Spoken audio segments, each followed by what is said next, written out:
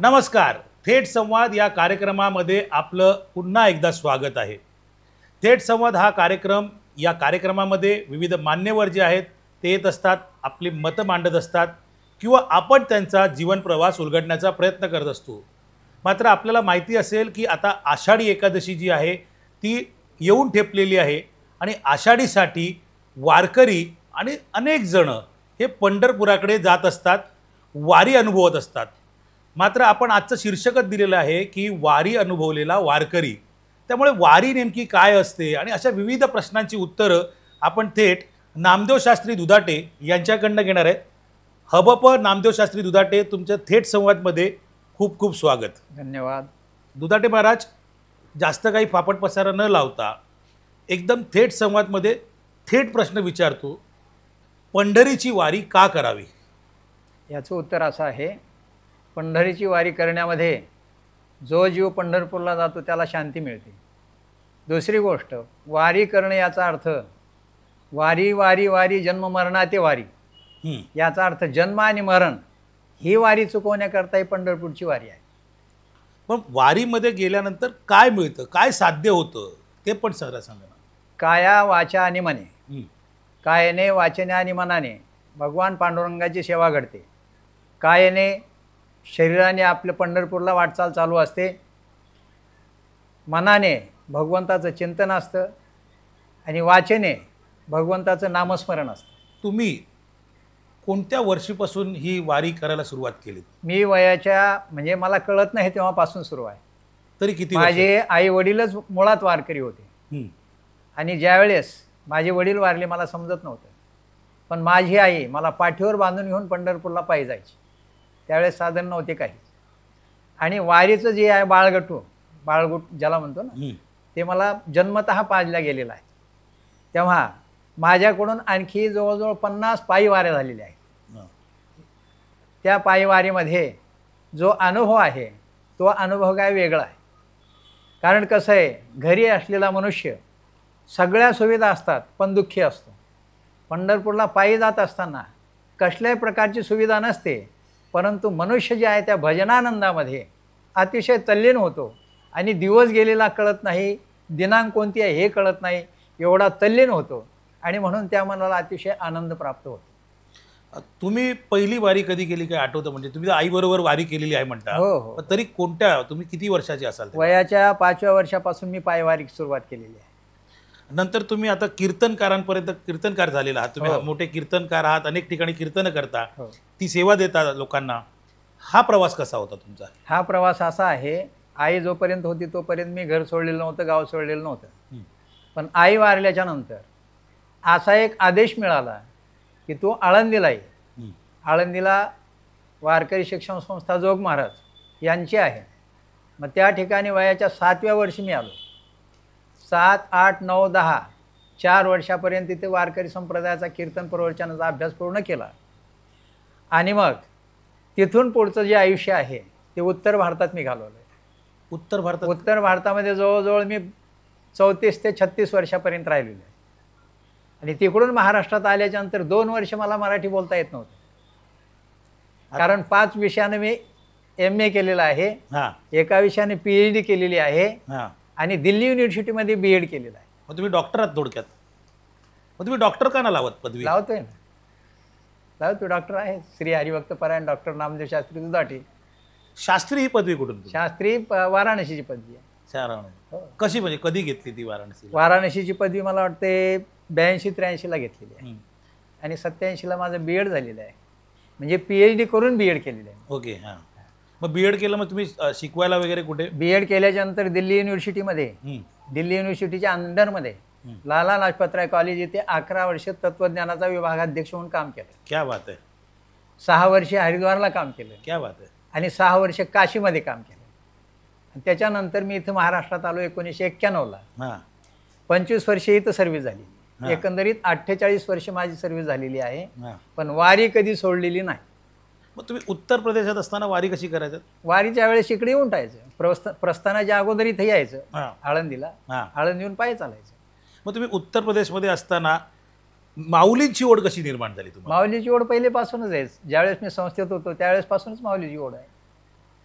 म्हणजे वयाच्या 7व्या वर्षापासूनच. मग हा जो सगळा अभ्यासक्रम आहे जर कोणाला करायचा असेल शिकायचं असेल तर त्याच्यासाठी काय कुठे जावं लागतं काय करावं लागतं? त्याच्यासाठी आपल्या महाराष्ट्रामध्ये व्याकरण ज्याला आपण म्हणतो व्याकरण पूर्ण झालं पाहिजे. कमीत कमी लघु सिद्धांत कौमुदी आहे त्या कौमुदीचा पूर्ण अभ्यास झाला पाहिजे किंवा त्यातला अर्धी कौमुदी म्हणजे भ्वादी प्रकरण आहे भ्वादी प्रकरण तिथपर्यंत तरी पूर्ण पाठ झालेलं पाहिजे तेव्हा आपल्याला पुढे शास्त्रीय आचार्यामध्ये प्रवेश मिळतो. तुम्ही उत्तर प्रदेशात गेलात महाराष्ट्रात पुन्हा आलात तुम्हाला मराठी बोलता येत नव्हतं मग आज उत्तम चांगल्या प्रतीचे तुम्ही कीर्तनकार आहात अनेक लाखोंची संख्या तुमच्या या कीर्तनामध्ये असतं हे कसं साध्य केलं? हे साध्य असं आहे कारण वारकरी शिक्षण संस्थेमध्ये हे शिकवलं जातं की कीर्तन कसं करायचं प्रवचन कसं करायचं आणि याच्या परीक्षा असतात प्रत्येक वर्षाला एक एक परीक्षा असतात. पण 4थ्या वर्षी कीर्तन प्रवचनाची परीक्षा असते. कीर्तनाची परीक्षा फक्त 40 मिनिटाला एक कीर्तन आणि 20 मिनिटाचं एक प्रवचन या पद्धतीने परीक्षा असतात. आणि त्याच्यामध्ये आपला प्रतिपाद्य विषय काय आहे तो आला पाहिजे. त्याचा फेटा बांधणं त्याला जमतो की नाही ते जमलं पाहिजे. बोलण्याला तो बोलत असताना विषयाला धरून बोलतो का सोडून बोलतो याच्यावरती सगळे मार्क अवलंबून असतात.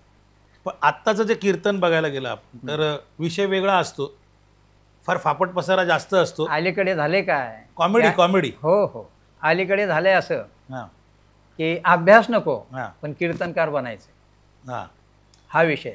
आणि दुसरी गोष्ट अशी आहे की जेणेकरून मूर्ती ठसावी अंतरी श्रीहरीची ऐशी कीर्तन मर्यादा आहे संतांच्या घरची हे प्रमाण आहे. याचा अर्थ भगवंताशिवाय दुसरं काही सांगू नये. सासू सासऱ्याच्या गोष्टी असतील जावयाच्या गोष्टी असतील अजिबात सांगायचं नाही. फक्त अध्यात्म जे असेल ते सांगत राहायचं. आणि अलीकडे हा बाजार जास्त झालेला आहे. आता जेव्हा तुम्ही पंढरपूरकडे जातो आपण ते आपलं एकच लक्ष असतं विठू माऊली. ही जी परंपरा आहे कधीपासून सुरू झालेली आहे कोणी सुरू केलेली आहे कधीची परंपरा आहे त्याला? या परंपरेला 3 प्रकार आहेत. म्हणजे मी पहिला प्रकार शेवटी सांगणार आहे दुसऱ्या प्रकारापासून सुरुवात करणार आहे. दुसरा प्रकार असा आहे की संत ज्ञानेश्वर महाराजांचे वडील विठ्ठलपंत यांनी ही वारी सुरुवात केलेली आहे. दुसरा ऑप्शन आहे दुसरी परंपरा आहे तुकोबारायांचे छोटे चिरंजीव नारायण महाराज यांनी सुरुवात केलेली आहे. आणि पहिली परंपरा जी आहे ती भगवान शंकरापासून सुरू झालेली आहे. बरोबर. भगवान शंकर हे पहिले वारकरी आहे. आदिनाथ गुरु सकळ सिद्धांचा मच्छिंद्रतयाचा मुख्य शिष्य ही परंपरा आहे. याचा अर्थ नाथ संप्रदायापासून वारकरी संप्रदायाची सुरुवात आहे. म्हणजे हजारो वर्षापासून आहे. मग हा आत्ताची जी वारी आपण पाहतो म्हणजे पूर्वी वारी जी पाहायचो तेव्हा त्यामध्ये एकदम शेतकरी कुटुंब गरीब कुटुंब असे दिसायचे. मग हाच जेव्हा मोसम असतो शेतकरी कुटुंब जेव्हा जास्त दिसतात मग ह्या पावसाळ्यामध्ये त्यांना जमतं कसं काय तिथे शेतकरी? असं आहे शेतकरी हा वर्षभर काम करून त्रस्त झालेला असतो. आणि म्हणून काही शेतकरी असे असतात की वर्षभर काम करत असताना आपले महिन्याचे समजा 5,000 रुपये असतील 2,000 असतील ते बॅलन्स टाकायचं. पूर्वी काय बँका वगैरे नव्हत्या मग ते गोलकमध्ये म्हणा कुठंतरी ते साचून ठेवायचे. आणि वारीचा दिवस आला की घरामध्ये पत्नी असेल मुलगा असेल त्यांना सांगायचं तुम्हाला पेरून घ्यायचं पेरून घ्यायचं काळं ठेवायचं काळं ठेवा मी वारीला निघालो. कारण वारीमध्ये एक मानसिक आनंद जो आहे तो आनंद जगात कुठेच मिळत नाही. खरी गोष्ट आहे. आता वारीतला आनंद घेण्यासाठी वारकरी तो जातो. तुमच्यासारखे परंपरा जपणारी लोकही जातात. वारकरी म्हणजे आपली ही महाराष्ट्राची एक आध्यात्मिक संस्कृती असं म्हणायला काही हरकत नाही. पण आजच्या तारखेला ह्या आध्यात्मिक संस्कृतीकडे तरुणाई जास्त आलेली दिसते त्या ठिकाणी. मात्र त्या तरुणाई आल्यामुळे कुठेतरी अध्यात्म कमी होते असं तुम्हाला वाटतं? असं आहे तरुणाने अध्यात्मात यावं पण वारकऱ्याच्या नियमामध्ये राहावं. कारण अलीकडे तरुण वर्ग भरपूर येतो वारकऱ्याचा संप्रदायाचा नियम एकही पाळत नाही. आणि नियम पाळल्याशिवाय त्याला वारकरी म्हटलं जात नाही. काय काय नियम असतात? नियम असे आहेत तुम्ही पंढरपूरच्या वारीला चालू असताना 4 लोकांची एक लाईन असते असे एकामागे एक असे चालत असतात. आणि जवळजवळ 7 ते 8 किलोमीटर वारीचे वारकरी असतात एकामागे एक. काही माऊलीच्या रथापुढे असतात काही रथांच्या मागे असतात त्याला दिंड्या म्हणतात. दिंडी याचा अर्थ असा आहे की एक प्रकारचा समुदाय. त्या समुदायामध्ये किती लोक आहेत आणि ते समुदाय चालवण्याकरता जे आहेत त्याला फडकरी म्हणतात. फडकरी असतात ना फडकऱ्यांच्या अंडरमध्ये समजा 2,000 लोक असतील 4,000 लोक असतील मग त्या लोकांची व्यवस्था तो फडकरी करत असतो, जेवणाची व्यवस्था, राहण्याची व्यवस्था, सगळी व्यवस्था त्याच्याकडे असते. आणि वारकरी हा स्वयंशिस्तबद्ध आहे. वारकऱ्याकरता कसल्याही प्रकारच्या पोलिसाचं बल लागत नाही. एवढा मोठा समाज असतो, जवळजवळ 8 ते 10 लाख लोक पालखीबरोबर चालतात, पण त्याच्यामध्ये येनमेन 4 ते 5 पोलीस असतात. एखाद्या मंत्र्याची सभा असेल तर तिथे लोकांपेक्षा पोलीस जास्त असतात. पण वारकरी संप्रदायामध्ये हे स्वयंशिस्तबद्ध असल्यामुळे तिथे कसल्याही प्रकारची पोलिसाची आवश्यकता पडत नाही. याचाच अर्थ असा आहे की वारकरी जो आहे, वारकरी चालत असताना त्याला लघवी जरी आली तर जो विनेकरी आहे त्याची विनंती म्हणजे त्यांना प्रार्थना करावी लागते, मी जाऊन येतो. आणि जात असताना आपला टाळ जो आहे, आपल्या शेजारी जे आपली 4 लोकांची जी जोडी आहे त्यांच्याजवळ द्यायचा, लघवी करून यायचा, हातपाय धुवायचे, गुळणा करायचा आणि परत वारीत आपल्या नंबरला चालायचं. ही परंपरा आहे. अलीकडे ही परंपरा लोकांना नको आहे. कारण अलीकडे कसं आहे, तुम्ही पुढे जा, मागे राहा, कुठे राहा, वारी करायची पण शिस्तबद्धता त्याच्यात नसते. हैबत बाबांनी जी शिस्त या संपूर्ण वारीला लावली त्याबद्दल कसं काय तुम्ही विश्लेषण? हैबत बाबांनी शिस्त ही लावलेली आहे. जसं 1800 इसवी सन 1800 मध्ये हैबत बाबांनी ही वारीची परंपरा अशी आहे, त्याच्यात बदल केलेले आहे. कोणते बदल? पहिले जगद्गुरु तुकोबारायांचे चिरंजीव, छोटे चिरंजीव नारायण महाराज हे आपल्या डोक्यावरती पादुका तुकोबारायांच्या घ्यायचे, आळंदीला जायचे आणि दोन्ही पादुका आपण घेऊन स्वतः पंढरपूरला जायचे. पण हैबत बाबांनी त्याच्यामध्ये बदल असा केला की हैबत बाबांनी एक रथ निर्माण केला.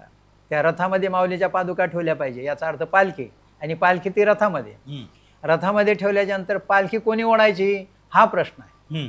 मग त्या ठिकाणी हैबत बाबांनी विचार केला की या रथाकरता बैलाची आवश्यकता आहे. आणि म्हणून बैलाचा मान असतो, दरवर्षी प्रत्येक व्यक्तीला म्हणजे मान दिला जातो. मग त्या मानकरी बैल त्या ठिकाणी जोडल्या जातात आणि मग ते बैल माऊलीचा रथ ओढत राहतात. हा एक बदल आहे. दुसरा बदल की माऊलीच्या पालखीमध्ये घोडे नव्हते, पण हैबत बाबांनी एका राज्याचे संस्थांचे 2 घोडे आणले, एक माऊलीचा घोडा आणि एक चोपदारांचा घोडा. ते घोडे चालत राहतात. ज्या ज्या ठिकाणी रथ म्हणजे रिंगण असतं त्या ठिकाणी माऊलीचा घोडा पुढे धावतो आणि चोपदाराचा मागे धावतो. रिंगण याचा अर्थ सगळ्यांना आध्यात्मिक आनंद देणारा एक प्रसंग असतो. हे रिंगणाचे प्रकार किती असतात आणि तुकोबारायांच्या पालखीमध्ये किती रिंगण होतात? ज्ञानोबारायांच्या पालखीमध्ये किती रिंगण? तुकोबारायांच्या पालखीमध्ये जवळजवळ 4-5 रिंगण होतात. त्याच्यात पहिलं रिंगण असतं मेंढ्यांचं रिंगण. बरोबर, मेंढ्यांचे रिंगण असतं आणि ते काटेवाडी या ठिकाणी असतं. बरोबर, सगळ्या मेंढ्या येतात तुकोबारायांच्या पालखीला, रिंगण मारतात आणि रिंगण मारल्याच्या नंतर परत निघून जातात. बरोबर, मेंढ्याचं रिंगण. आणि त्याच्यानंतर मग 4 रिंगण आणखी तुकोबारायांचे होतात. पण माऊलीच्या पालखीबरोबर उभे रिंगण 3 असतात आणि गोल रिंगण 4 असतात. उभं रिंगण म्हणजे काय? उभं रिंगण म्हणजे त्याला पांदन म्हणतो आपण. उभं रिंगण याचा अर्थ की कसल्या प्रकारची जागा नसताना त्या घोड्याला पळवायचं आणि वारकऱ्यांचा जो पावली खेळण्याचा आनंद असतो त्याच्यामध्ये एक सामील होतो.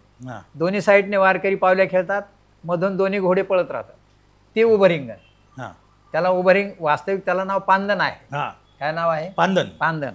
पण त्याला आम्ही सगळे उभं रिंगण म्हणतो. उभं रिंगण नसतंच कधी, पांदन असतं. आता गोल रिंगण असतं. रिंगण म्हटल्याच्या नंतर गोल. मला एक सांगा की हे रिंगण का होतं? म्हणजे आता वारकरी चालत चालत निघतो, तुकोबाराया माऊलींची रथ घेऊन पुढे पुढे जातो, बेटाला चाललेला असतो विठुरायाला. म्हणजे रिंगण हे खेळणं वगैरे का, त्याचे प्रकार का असतात? याच्यामध्ये वारकऱ्याला आनंद प्राप्त होण्याकरता रिंगण ज्या ठिकाणी असतं त्या ठिकाणी वारकरी पावली खेळतात. तिथं पाऊस पडलेला आहे, चिखल आहे का काय याची पर्वा करत नाहीत आणि आपले शारीरिक मेहनतीच्या माध्यमातून ते पावल्या खेळत राहतात. बरोबर. मग झोपून पावल्या असतील, बसून असतील, उभ्यान असतील, अनेक प्रकारच्या पावल्या आहेत. त्याच्यामध्ये कोट एक नावाचा प्रकार आहे. पण कोट नावाचा प्रकार सामान्य वारकऱ्याला जमत नाही. त्याच्यामध्ये जे एकदम मुरलेले आहेत त्यांनाच तो कोट नावाची पावली खेळता येते, अन्यथा कोणालाही जमत नाही. तुम्ही कोट केलेले आहेत? हो, खेळले. वारीला जाताना किती जण तुमच्या सोबत असतात? असं म्हणजे वारकरी म्हणजे वारकरी शिक्षण संस्थेची दिंडी आहे. दिंडी नंबर 3 शेडगे महाराजांची दिंडी. त्या शेडगे दिंडीमध्ये वारकरी संस्थेतले आजी माजी सगळे कीर्तनकार असतात.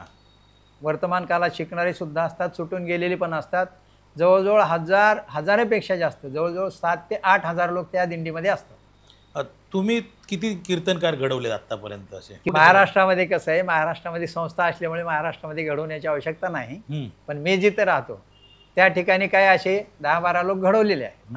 काय माझ्या संपर्कात आले त्यांना पण कीर्तनकार बनवलेला आहे.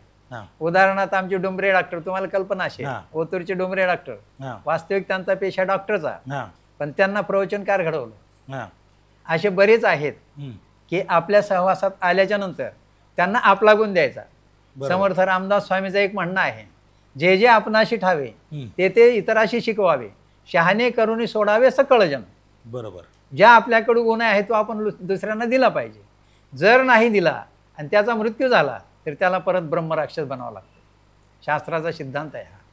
आणि म्हणून आपल्या भटवाडीमध्ये माझ्याकडे अनेक प्रकारचे स्त्री पुरुष लहान मोठे सगळे गीता शिकण्याकरता येतात. काही जास्त लोकांचा संपर्क असेल तर त्यांना प्रवचन कसं करावं हे शिकवतो, कीर्तन कसं करावं हे शिकवतो. आमचे वर्तमान म्हणजे आपल्या विभागाचे आमदार राम कदम साहेब, त्यांना सुद्धा मी कीर्तनकार बनवलेला आहे. एक कीर्तन करायचं असेल तर एक कीर्तन करण्याकरता कमीत कमी आपल्याला 10 ग्रंथांचा मागोवा घ्यावा लागेल. मग तुम्हाला अभ्यास करावा लागेल. अभ्यास करावा नुसता घोकमपट्टी करून तुम्ही कीर्तनकार होणार नाही. तुमच्या कुठल्याही विषयावर बोलताना तुम्हाला जर अभ्यास नसेल तर तुम्ही बोलू शकणार नाही. म्हणजे फक्त पाठांतर करून तुम्ही कीर्तनकार, पाठांतरही पाहिजे, पाठांतरही पाहिजे, अनेक विषय त्याच्यामध्ये पाहिजेत. जसं आता ज्ञानेश्वरी आहे, भागवत आहे, तुकोबारायांचा गाथा आहे, नाथ महाराजांचा गाथा आहे, निळोबारायांचा गाथा आहे, जनाबाईचा आहे, मीराबाईचा आहे. सगळे प्रमाण देण्याकरता सगळ्या संतांची प्रमाण त्या विषयाला धरून असले पाहिजे. तुम्ही वारी करताना विठोबाराई तुम्हाला भेटले कधी? विठू माऊलीचं दर्शन कुठे झालं? दर्शन माझं नेहमीच होते. आता इथं बसलेले सगळे विठू माऊलीच्या रूपाने आहेत. आपण वारीमध्ये जातात प्रत्येकाला माऊली म्हणतो. हो. काय त्याच्या मागचं कारण काय? माऊली म्हणण्याचा आघात हा आहे, प्रघात हा आहे की त्या ठिकाणी कसल्याही प्रकारे कोणालाही अपशब्द बोलला जात नाही. आणि म्हणून माऊली हा शब्द हा प्रांजळ आहे. आणि माऊली शब्द आपण प्रत्येकाला देतो. वास्तविक माऊलीला ज्ञानोबा रायालाच माऊली म्हटलं गेलं. कारण सर्व संतांची माऊली आहेत. माऊली कोणाला म्हणतात? जे सगळ्या मुलांना सांभाळून घेते तिला माऊली म्हणतात. ओके, लक्षात. आता वारीला तर जाताना मी बघितलं की 99-98 वर्षाचे पण सगळे असतात, तरुण पण असतात. पण आता काही जण असतात की ज्यांना दुकान आहे, नोकरी धंदा आहे, काही राजकारणी आहेत, त्यांना जायला मिळत नाही. पण त्यांना माऊलीची ओढ असते, विठू माऊलीची ओढ असते. जर वारी चुकली तर काय आहे का त्याच्यामागे? वारी चुकली तर कसं आहे, जो महिन्याचा वारकरी असेल किंवा वारकरी असेल तो वारकरी म्हटल्याच्यानंतर दशमीच्या दिवशी तिथं पोहोचला पाहिजे. दशमीच्या दिवशी जर पोहोचला नसेल तर पांडुरंग परमात्मा समजतात की हा गेला. गेला, समजलं का? हो हो. तेव्हा एवढ्या करता दशमीच्या दिवशी तिथं पोहोचलेला पाहिजे. दशमीच्या दिवशी जर गेलेला नसेल तर पांडुरंग परमात्मा समजतात हा या जगातून निघून गेलेला आहे. पण काही खूपच अडचण आहे, नाहीच जा मला जायला. मग एक ओघ लागते की अरे मला जायचं होतं, कामावरून सुट्टी मिळत नाही. एकदा परमार्थ करा किंवा संसार चालवा, हे दोन्ही गोष्टीवर असं आपलं सध्या असतं. कसं असतं, मग त्याला काय उपाय किंवा काय बाबा कसं काय? आपली प्रबल इच्छा असेल तर आपल्याला सुट्टी मिळते. आपलं जर एखाद्या वस्तूवरती मोह असेल तर आपण जाऊ शकत नाही. न जाण्याला कारण हेच आहे की आपला मोह आहे, तिथं आपलं मन अडकलेलं आहे, म्हणून आपण जाऊ शकत नाही. तर मला किती प्रतिबंध आलेली होती शाळेत असताना, शिक्षक असताना. तिथे सर्वोदयला मी शिक्षक होतो. आमचे प्रिन्सिपल उत्तर भारतातले, काशीतले होते. तेव्हा त्यांनी सांगितलं तुम्हाला वारीला जाता येणार नाही. मला ठीक आहे, नाही जात. त्यांच्या पुढे बोललो नाही जात. पण एकादशीची गव्हर्नमेंटची सुट्टी असते, दशमीच्या दिवशी रात्रीला निघायचं, एकादशीला तिथं पोहोचायचं. तिथं पोहोचल्याच्यानंतर स्नान, प्रदक्षिणा आणि द्वादशी सोडायला इथं परत यायचं. तुम्ही आता पण वारी चुकू दिली नाही. आता विषय शाळेचा निघाला म्हणून तुम्ही कोणता विषय शिकवायचा? संस्कृत, हिंदी आणि मराठी. समाजसेवा. समाजसेवा. समाजसेवा. आज समाजसेवाच कुठे घडताना दिसत नाही. समाजसेवेवरती कोणाची इच्छाच नाही आहे. कारण समाजाची सेवा करणं याचा अर्थ त्या ठिकाणी समाजाची सेवा करायची म्हटल्याच्यानंतर निरपेक्षता आली. अलीकडे निरपेक्षता कुणाच्यामध्ये नाही आहे. मग ती निरपेक्षता नसेल तर आपण समाजाची सेवा करू शकत नाही. महाराष्ट्र शासनाने एक GR काढला होता की हिंदी तिसरी भाषा म्हणजे हिंदी सक्तीची आहे, तो आता जी.आर. मागे घेतलेला आहे. हं. तुम्ही एक मराठीचे, संस्कृतचे, हिंदीचे शिक्षक म्हणून तुम्हाला काय वाटतं, हिंदी कितपत महाराष्ट्रातल्या लोकांवर लादली गेली पाहिजे? आणि तुम्ही तर उत्तर प्रदेशमधून आलेला हो आहात. हो तुम्हाला महाराष्ट्रात आल्यावर मराठी येत नव्हतं, पण आज तुम्ही शिक्षक आहात, मराठीचे व्याकरण तुम्हाला सर्व येतं. आमच्यापेक्षा व्याकरण तुमचं चांगलेलं आहे, तुम्ही तर शिक्षकच आहात, म्हणजे आमचे गुरुच आहात. व्याकरणाने एम.एच. केलेलं आहे मी. व्याकरणातून एम.एच. केलेलं आहे. मग मला सांगा की मग हे हिंदीचं काय, हिंदीबद्दल काय म्हणाल? हिंदीचं असं आहे, ज्या ज्या प्रांताची जी जी मातृभाषा असेल हां ते मातृभाषेला पहिलं प्राधान्य आहे. दुसरी गोष्ट, जे नॅशनल भाषा असेल, ऑल वर्ल्डची भाषा असेल, हां याचा अर्थ इंग्रजी. इंग्रजी हां 2 नंबरला असेल, आणि 3 नंबरला ऑप्शन विषय म्हणून ठेवा तुम्ही. हां आता दक्षिण भारतात तुम्ही गेला तर तिकडे हिंदी चालत नाही, बोलतच नाही. बोलतच नाहीत. हां तुम्ही संस्कृत बोला, संस्कृतमध्ये खूप छान ऐकतात ते. हां त्यावेळेस मी प्रवचन केले संस्कृत भाषेमध्ये, तिकडे हां खूप सुंदर प्रकारे ऐकायला बसतात. उत्तर भारतात गेलं की हिंदी, महाराष्ट्रात असलं की मराठी, दक्षिण भारतात गेलं की संस्कृत. किती भाषा येतात तुम्हाला? तशा 4 भाषा आहेत. हां कोणत्या कोणत्या म्हणजे? आणि नेपाळी थोडीशी येते. क्या बात आहे.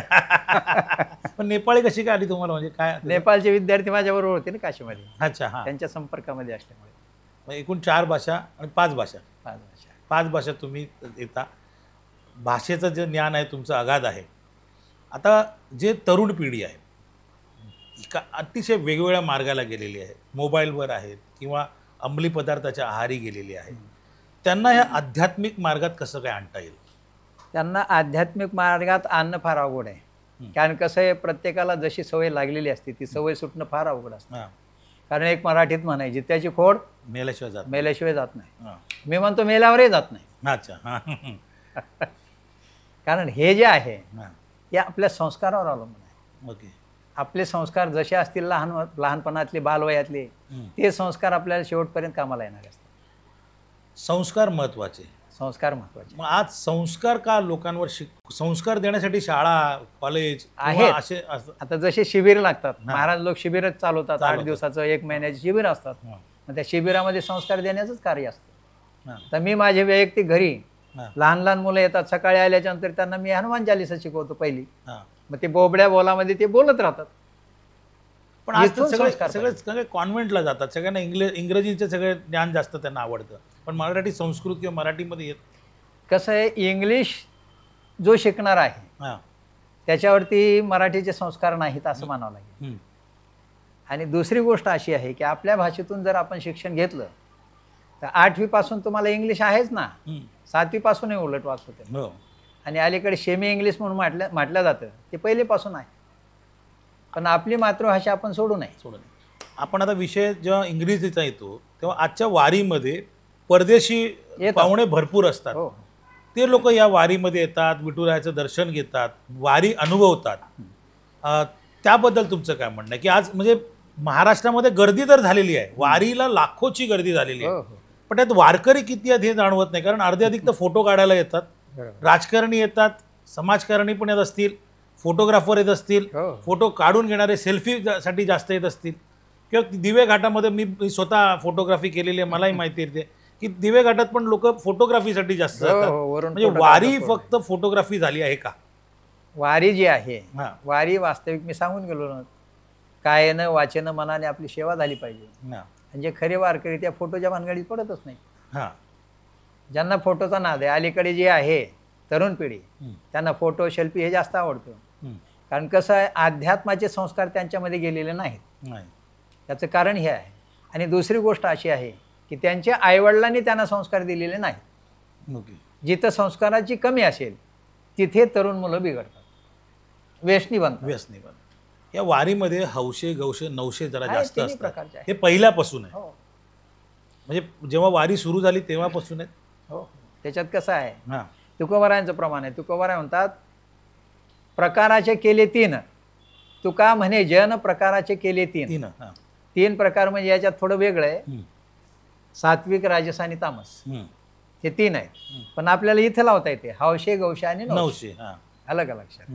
हौशे जे असतात ते हौशेने पंढरपूरला जातात, सेल्फी काढायला, मजा म्हणून जातात, सेल्फी काढायला. आणि नवशे जे असतात पांडुरंगाला काहीतरी नवस बोलतात की बाबा एवढा पैसा मिळू दे, एवढं धन मिळू दे, एवढं माझं लग्न होऊ दे, म्हणून पंढरपूरला जातात. काय वाऱ्या ठरलेल्या असतात त्यांच्या, हा. त्याला नवस म्हणतात, ते नवशे. हा. आणि गौशे जे वारकरी चालतात त्यांचं काहीतरी सामान उचलायचं आणि घेऊन जायचं, घेऊन ते जायचं. गौशे. गौशे हा हे अशा हौशे प्रकारे. हौशे गौशे नवशे जर सोडलं हा. त्यानंतर जो चालतो तो खरा वारकरी. वारकरी मग तो दशमीला का होईना पंढरपुरात पोचतो चंद्रभागेमध्ये आंघोळ करतो, पांडुरंगाचं दर्शन घेतो आणि पुढची वारी पुन्हा कधी येईल त्याची वाट पाहत असतो.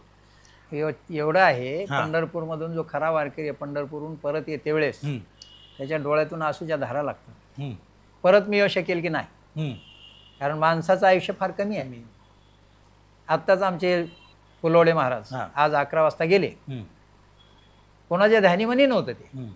याचाच अर्थ आयुष्य हा फार अल्प आहे. अल्प आयुष्य मानव देह, शत गणिले ते अर्धरात्र खाय, मध्ये बालत्व पीडा रोग क्षय काय, भजनाशी उरले ते पाहे का, प्रश्नचिन्ह आहे. प्रश्नचिन्ह. याचा अर्थ कसल्याही प्रकारचं आयुष्य भजनाला उरलेलं नाही. याचाच अर्थ माणसाच्या आयुष्याची गणना केली आहे 100 वर्षे, पण 100 वर्षापर्यंत मनुष्य जात नाही. का जात नाही? खाण्यामध्ये सगळे लिक्विड आमच्या येतं. जे काय आम्ही फवारण्या करतो, अम्मू करतो, टम्मू करतो, सगळे ते त्याच्या माध्यमातून आमच्या जीवनामध्ये येतं, ते शरीरामध्ये येतं, आणि त्यामुळे आमचं आयुष्य कमी होतं. पहिली गोष्ट. दुसरी गोष्ट अशी आहे की आयुष्य हे अतिशय अल्प आहे. माणसाचं आयुष्य किती हे सांगता येत नाही. आता होता लगेच गेला. बरोबर. आलं का लक्षात? आणि दुसरी गोष्ट अशी आहे की 50 वर्ष 100 वर्षाची गणना करत असताना त्याच्यामध्ये म्हटलेलं आहे, शास्त्रकार म्हणतात, प्रथमे नार्जिता विद्या, द्वितीय नार्जितम धनम, तृतीय नार्जितम पुण्यम, चतुर्थे किम करिष्यसि. याचा अर्थ पहिल्या 25 वर्षामध्ये तू विद्या प्राप्त केलेली नाही, दुसऱ्या 25 वर्षामध्ये धन प्राप्त केलेलं नाही, तिसऱ्या 25 वर्षामध्ये तू पुण्यक्षेत्र म्हणजे तीर्थयात्रा केल्या नाही, तर चौथ्या 25 वर्षात तू काय करणार आहे, प्रश्नचिन्ह. याचा अर्थ काहीच करणार नाही तू. आणि म्हणून माणसाचं आयुष्य अतिशय कमी असल्यामुळे वारकरी लोक येतात आणि पंढरपूरमधून निघत असताना रडतात, परत मी येतो की नाही. जसं तुकोबाराय म्हणतात, पंढरीची वारी आहे माझे घरी, अनेक न करी तीर्थव्रत. कारण जो पंढरपूरचा वारकरी इतर क्षेत्रामध्ये जाईल, पण त्या क्षेत्रात गेल्याच्यानंतर आपली इष्टदेवताच पाहिजे. हा, बरोबर आहे. आलं का लक्षात? जसं ज्ञानोबाराय नामदेवराय तीर्थयात्रेला गेले, उत्तर भारताची यात्रा केली, पण सगळ्या ठिकाणी गेल्याच्यानंतर पांडुरंगाचं दर्शन त्यांना व्हायचं. बरोबर. याचा अर्थ एकविध भाव ज्यांचा जमलेला आहे त्यांनी कुठे जाऊ द्या, त्याची उपास्य दैवता त्याला त्या मूर्तीमध्ये दिसते. उदाहरणार्थ आमचे नरहरी सोनार महाराज, भक्त संत नरहरी सोनार महाराज, एका व्यक्तीनं नवस केला की मला पांडुरंगाला सोन्याचा कडदोडा बनवायचा. मग नरहरी सोनार महाराजांना नेलं पांडुरंगाच्या मंदिरात, सांगितलं माप घ्या. त्यांनी माप घ्यायला सुरुवात केलं की भगवान शिवलिंगाचं प्रतीक लागायचं त्यांच्या हाताला. डोळे उघडून पाहिले की पांडुरंगाची मूर्ती दिसायची. 3-4 वेळे त्यांनी प्रयत्न केला. मग शेवटी असं झालं की पांडुरंग आणि विठ्ठल आणि हे शंकर, शिव आणि विष्णू हे दुजे नाहीतच. अलग अलग शास्त्रामध्ये वर्णन आलेलं आहे, विष्णू भूत्वा शिवम यजेत, शिवम भूत्वा विष्णू यजेत. शिव होऊन विष्णूची पूजा करायची आणि विष्णू होऊन शंकराची पूजा करायची. याचा अर्थ दोघंही एकमेकाला सोडून नाहीत. आणि म्हणून तुकोबारायाचा अभंग आहे, हरिहरा भेद नाही नका करू वाद, एकमेकांची हृदयी गोडी साखरेच्या ठाई. जशी साखरेला गोडी असते तशी या दोघांची एकमेकाविषयी गोडी आहे. एकमेकापासून वाचून राहू शकत नाहीत. आता उदाहरण सांगतो तुम्हाला. विष्णूचं वाहन काय आहे? गरुड आहे. गरुड हे भगवान शंकराचं स्वरूप मानलं गेलेलं आहे. बरं, शंकराचं वाहन काय आहे? नंदी आहे. नंदी हे विष्णूचं स्वरूप मानलं गेलेलं आहे. याचा अर्थ ते एकमेकाला सोडून राहत नाहीत. फक्त भेद आमच्या बुद्धीमध्ये आहे, त्यांच्यात भेद नाही. म्हणून ते एक आहे. आता तुम्हाला मी सांगणार होतो पहिले वारकरी कोण, हा प्रश्न आला होता. पहिले वारकरी भगवान शंकर आहेत आणि भगवान शंकरांनी पहिली वारी सुरुवात केलेली आहे. जात असताना नंदी, गणपती बाप्पा, पार्वती माता आणि स्वतः भगवान शिव हे 4 जण निघाले. नंदीवर बसून 3 गेले, चौथा नंदी. गेल्याच्यानंतर पंढरपूरला गेल्याच्यानंतर रेल्वे स्टेशनच्या पुढे थोडंसं गेलं. पंढरपूरमध्ये प्रवेश करत असताना त्या ठिकाणी आता वर्तमान काळात आंबेडकर चौक आहे. चौकाच्या थोडंसं राईटला गेलं म्हणजे पश्चिमेकडून जर आपण पूर्वेकडे चाललो, राईटला गेल्याच्यानंतर तिथे एक पद्मतीर्थ आहे. अलीकडे बऱ्याच वारकऱ्यांना पद्मतीर्थ माहीत नाही. पद्मतीर्थ आहे त्या ठिकाणी पार्वतीला सांगितलं, पार्वती तुम्ही इथे थांबा, आणि पार्वतीला नाव दिलं पद्मावती. चारीपैकी एक तिथं थांबले. आता किती राहिले? 3 राहिले. पुढे गेली स्वारी. गेल्याच्या नंतर बस महाद्वाराचा चौक आहे, चंद्रभागेकडे जाते वेळेस प्रदक्षिणा घालण्याचा जो चौक आहे त्या चौकात गेल्याच्या नंतर मग तिथून नामदेव पायरीकडे प्रवेश करायचा. भगवान शंकराचं वाहन वळलं तिकडे. याचा अर्थ गणपती बाप्पा, शंकर भगवान आणि नंदी तिघं राहिली. तिघं राहिल्याच्या नंतर पुढे गेल्याच्या नंतर थोडंसं पुढे गेलं की उजव्या हाताला एक हनुमान मंदिर आहे, आणि हनुमान मंदिराच्या समोर नंदीला सांगितलं, नंदिकेश्वर तुम्ही आता इथे थांबा, पुढे येण्याचा तुम्हाला अधिकार नाही. चारीपैकी 2 गेले, 2 राहिले. भगवान शंकर आणि गणपती बाप्पा गेले पुढे. नामदेव पायरीच्या वरती चढल्याच्या नंतर डाव्या बाजूला गणपतीला सांगितलं, दादा हे तुमचं स्थान आहे, तुम्हाला पुढे यायचं नाही, पुढे येण्याचा तुम्हाला अधिकार नाही. तिथे थांबवलं. आता शेवटी चारीपैकी 3 बाकी थांबले. राहिले किती? एकच. भगवान शंकर मंदिरात गेले आणि त्या दोघांची भरत भेटीसारखी भेट झाली. पांडुरंग परमात्मा आणि भगवान शिव दोघांची भेट झाली. भेट झाल्याच्या नंतर पांडुरंगाने अंतर्ज्ञानाने जाणलं, यांनी तिघांना स्थान दिलं, आता या बाबांना स्थान कुठं द्यायचं? म्हणून पांडुरंगाने शिवाला उचललं आणि आपल्या डोक्यावर बसवलं. तेव्हापासून भगवान पांडुरंगाच्या डोक्यावरती शिवलिंग आहे. हा इतिहास बऱ्याच वारकऱ्यांना माहीत नाही. ही वारी जी आहे असं बघायला गेलं, आदिनाथ गुरु म्हटलेलं आहे. आदिनाथ म्हणजेच भगवान शंकर. परंपरा आहे पूर्ण एकदम. नामदेव शास्त्री महाराज दुधाटे, तुम्ही ह्या आमच्या या कार्यक्रमात थेट संवादमध्ये आलात. तुम्ही डॉक्टर आहात, तुम्ही शिक्षक आहात. आज तुम्ही पूर्ण वारी काय असते ह्या उलगडण्याचा आपण प्रयत्न केला. तुम्ही त्याचं चांगल्या प्रकारे विश्लेषण केलेलं आहे. नामदेव शास्त्री महाराज दुधाटे, आम्ही तुमचे खूप खूप आभारी आहोत. धन्यवाद. आणि सर्व प्रेक्षकांना विनंती आहे की हा थेट संवाद कार्यक्रम आपल्याला कसा वाटला हे कमेंट्समध्ये लिहा. आणि दुधाटे महाराजांनी ज्याप्रमाणे सांगितलेलं आहे त्याप्रमाणे आपण आपलं आयुष्य जगूया. वारी अनुभवलेला वारकरी जो आहे तो आपल्यासमोर आज होता, म्हणजे साक्षात माऊलीच आपल्यासोबत होते असं म्हणायला काही हरकत नाही. आमच्या चॅनलला सबस्क्राईब करा. हा व्हिडिओ तुम्हाला आवडला असेल तर लाईक करा आणि शेअर करायला विसरू नका. धन्यवाद. ज्ञानेशो भगवान विष्णू निवृत्तिस्तु सदाशिवा सोपानो भगवान ब्रह्म मुक्ताख्या ब्रह्मजित कला. रामकृष्ण हरी. सर्व भाविक भक्तांना रामकृष्ण हरी. रामकृष्ण हरी.